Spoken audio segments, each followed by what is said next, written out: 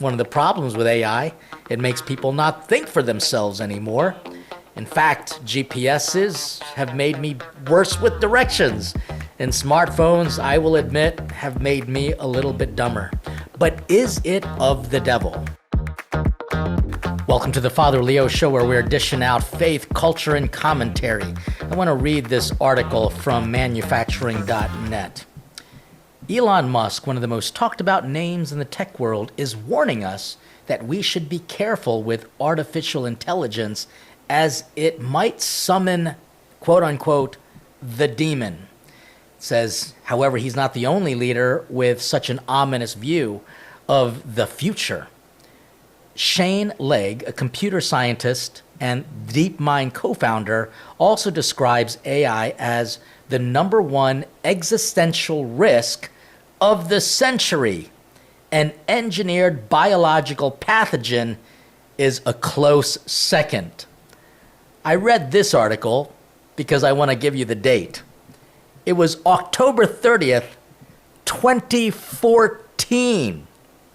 So even then, people were warning us about AI, and now it is definitely here, and it seems to want to stay. In fact, you can't get rid of it. I want to talk a little bit about AI and the end times, the revelations, also known as the apocalypse, which is just a word that means the revealing of time. And what we're seeing here is something quite frightening. In fact, if you ever look at sci-fi movies and their depiction of the future, it's incredibly dystopian. It's frightening. And how did it come about?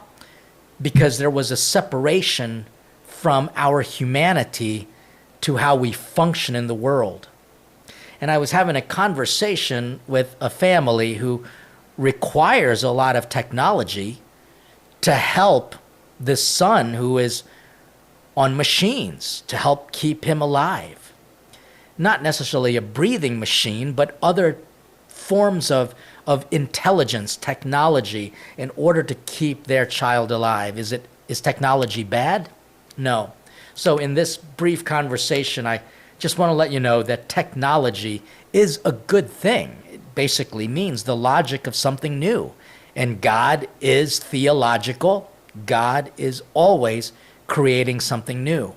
And so while parents already know that they've got to limit their technology use for children, because it is incredibly frightening that even watching children with a book, they're literally kind of moving their fingers across it as if they're trying to expand it or swipe it because it's a screen.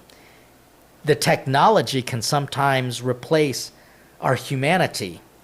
Is the devil part of AI?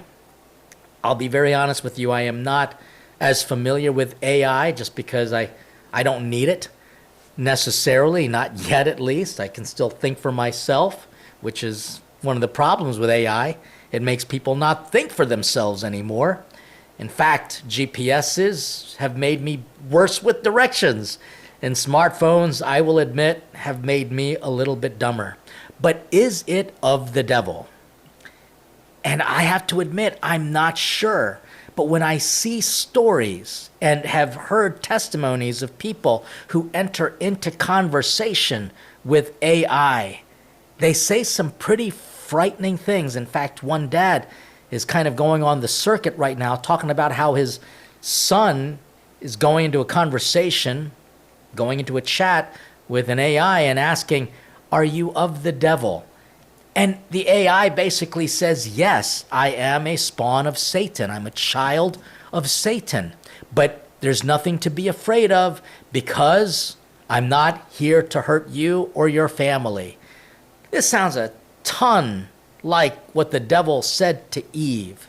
And I think in our naivete with regards to new technology, I think we've opened up a door for the evil one.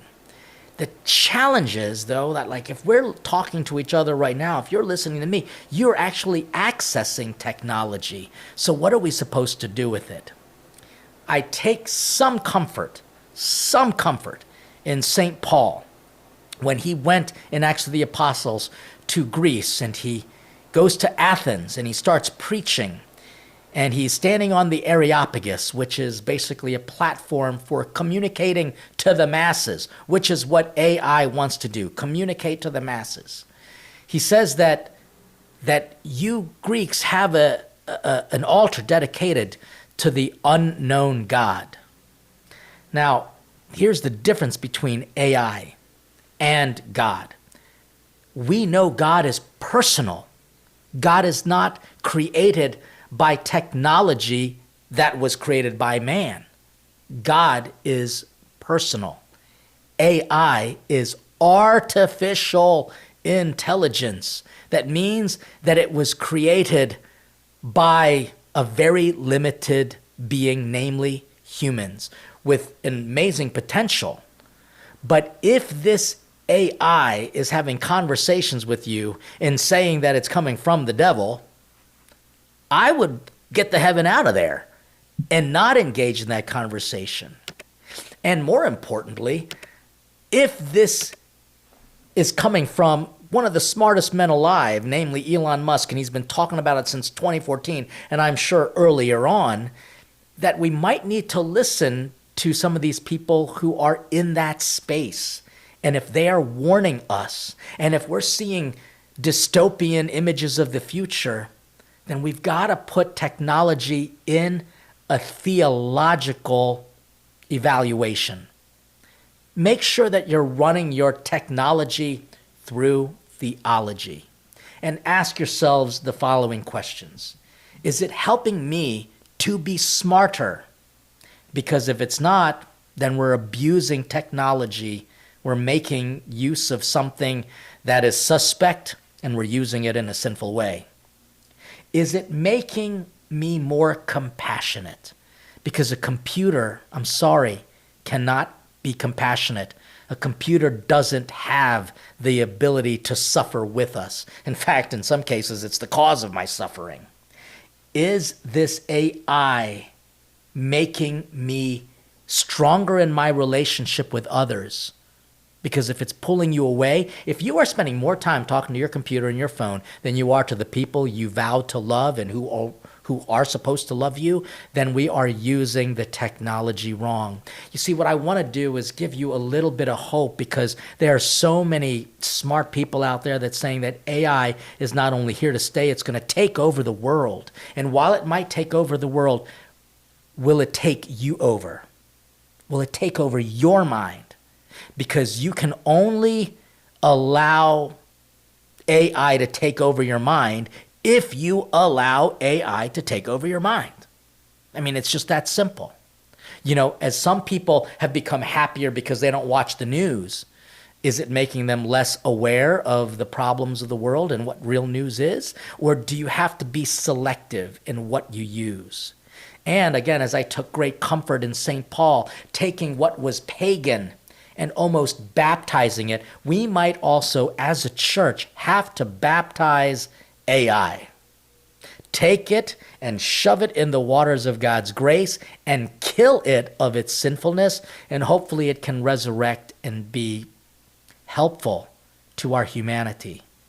And then the final question that I want to ask you is, does AI make you more human, or are you making AI more human? And when I say human, it comes from the word humus, humilis, which basically means dirt. Are we becoming more humble in our understanding of who we are in relationship to all of this technology? So I don't have all the answers. I'm still learning and struggling, but at least we can use technology to do something good, create community, help us to become more aware of the pitfalls of AI, and see if there's even any hope that it can be redeemed. Because even the worst things can be redeemed if we allow God's grace to touch it. And I can tell you this, as powerful as AI is, it ain't got nothing on the omnipotent one, the omniscient one, and the omnibenevolent one. Stay strong in this encounter with AI.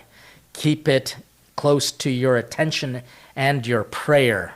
And I hope that this little episode helped you to gain some perspective. Let's develop our community on Patreon. You can learn more at thefatherleoshow.com, which will give you more access to amazing content as well as some great perks. And between now and the next time we talk again, stay hungry for God.